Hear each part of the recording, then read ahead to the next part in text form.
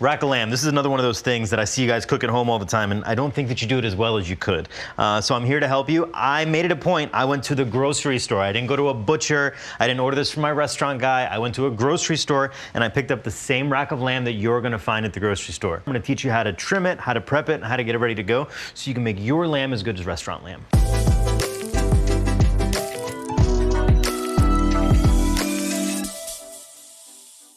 With any kind of meat butchery, have a dry towel on hand because this can be kind of slippery as the fat melts. It's super slick. So have a dry towel on hand, just give it a quick pat. Most of this is good. We're gonna render this out. As we look at it, this is never gonna be anything other than what it is. We can cook it, I can baste it in butter, you can shove fucking rosemary in it, you can put all kinds of garlic salt in it. It's always just gonna be what it is, which is garbage. It's never gonna do you any good. So I am going to simply pull this off. In the restaurant, we would roll this up and turn it into lamb bacon. That is a huge pain in the ass and not really worth the effort for you to do at home, so throw it away. Now with what I have left, this is pretty good. The store Frenched it down. Frenched means pushed down the bone. Frenched it down a good ways for me. And I'm actually not mad about that at all. So I'm gonna take a very sharp knife and just very lightly, I don't wanna go through into the eye of the meat. Speaking of the eye of the meat, this is the eye of the meat. This is the eye of the meat. You want this to be really big. A lot of times you'll go get lamb and there's all this bone and, and you guys are so proud to post it on Instagram or Facebook or wherever you post it, and it's all bone with a huge fat cap and a little nugget of meat on the end of it. So I don't know why you spent all that money. So when you go buy the lamb, you wanna make sure it has a nice big eye of meat to it. This is what you're actually gonna eat. So I'm going to very quickly score the fat cap. My knife, get a tray from a height.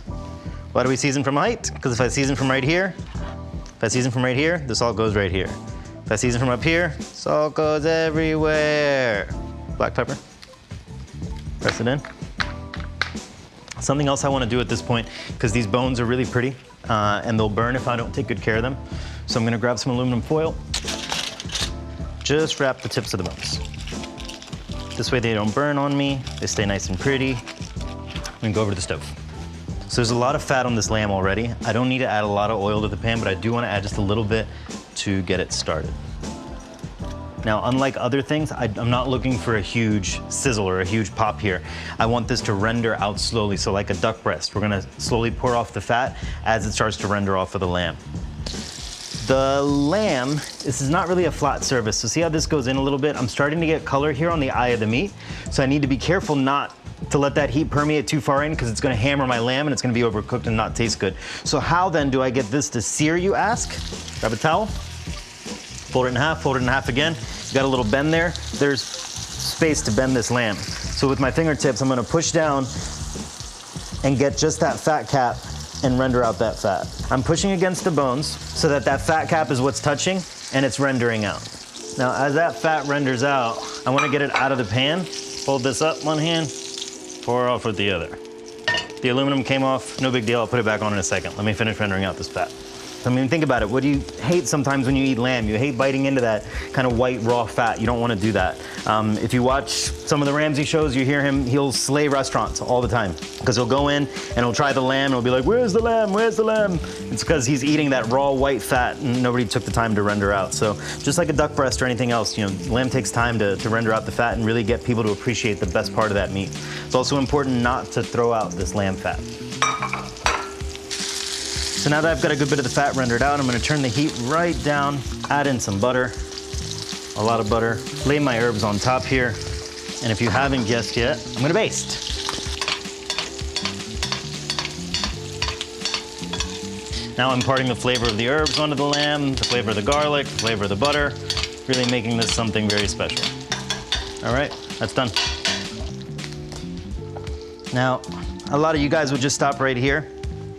But I want to take this lamb and make it from special lamb, make it extra, extra special lamb. So here I have, very simply, this is a cup of panko breadcrumbs and about a half a cup of parsley and tarragon that we've put into a blender with about a quarter cup of olive oil and melted butter, half and half. Mix those two together until you have kind of a fine powder like this, and we're gonna use that to coat our lamb. How you say? We are gonna use some Dijon mustard. The Dijon's gonna add a little bit of kind of like an acidic, mustardy sort of kick to this that's gonna cut through the fattiness of the lamb. Now again, the same way we did in there, use your towel to really press down here. You want all those herbs to stick. Tuck in around. Another thing to keep in mind, why does this look so easy for me? Because I've fucking done it 100 times. You guys are too hard on yourself sometimes at home. I see you guys stressing out, you guys are yelling at your kids, you're kicking your dog, like just give yourself a break. You're not gonna get this right the first time. I'm kind of doing it right because I've done it a lot of times, so just be patient with yourself. And again, have everything prepared ahead of time. This goes on a tray. I am gonna put my aluminum foil sleeve back on there real quick. Glove is on. So this is gonna go into a 450-degree oven for about 12 minutes or until you reach an internal temperature of around 114 or 115. Now, just like any other meat, whether it's chicken or even fish, you wanna give this an opportunity to rest so those juices can redistribute and you get a really nice kind of like wall-to-wall red in there. That smells amazing. It still looks pretty.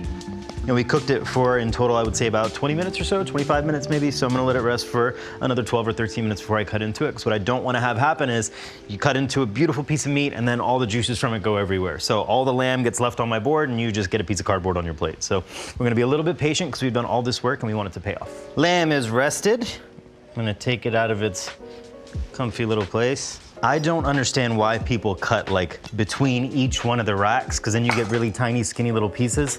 I like to skip a bone in between, so like that's one, that's two, that's three, and then I have two left over at the end.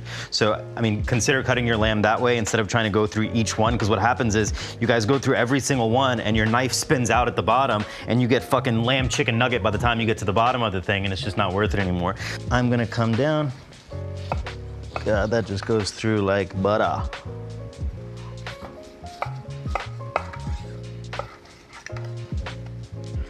And this is exactly why we took the time to render out the fat. You see how there's no raw white fat, like what fat is there has started to turn translucent. We've got a nice pink and we've still got a nice rare on the inside in the middle of the lamb. This is what you want when you cook lamb. For me, I like to keep it really simple, serve a little salad on the side. If I was gonna put a puree with it, this is a very simple cauliflower puree. And 3 and 4. Mary had a little lamb. Enjoy.